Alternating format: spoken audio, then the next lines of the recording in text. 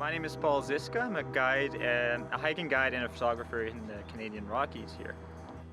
You're out hiking in the wild, what can you expect to see? Definitely expect to see some wildlife. You can't see the big animals every time, but there's always tons to look at. Just look for the little critters, they're all over the place. You can expect to see some big scenery that's just going to keep changing around every corner.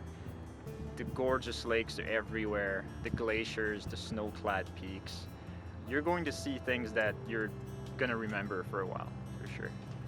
What happened that made me really decide to do this on a full-time basis? I can't say there was a particular instant that I can look back on and say that was it, that day, that's when it happened. I think it's just years of exploring the place and realizing how much it does, how much good it does for you to just get out and experience these things, that it's sort of part of a natural progression where I just wanted to help others experience the same thing.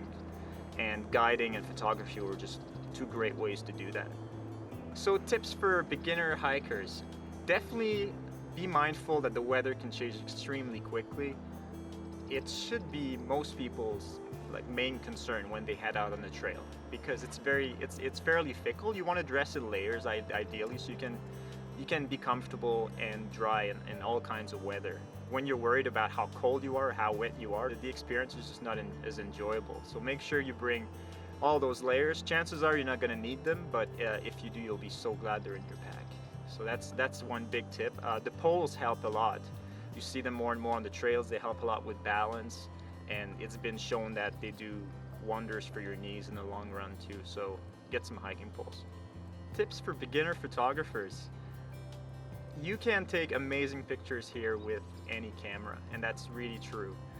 You see so many people walking around with the latest gear, yet they're so overwhelmed by the gear that they spend more time figuring out the settings than enjoying the scene.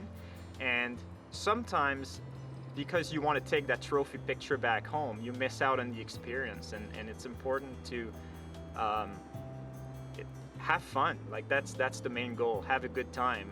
And if you take that great picture back home, but you don't even remember the moment, then there's no point. So have fun, experiment. There's a lot of places that have been shot so many times here, but make it a challenge to go there and get creative and try to get something that nobody else got. And the light is always changing. So if you don't like the way a place looks, just come back later. 10 minutes later, it'll be different, and give it another go.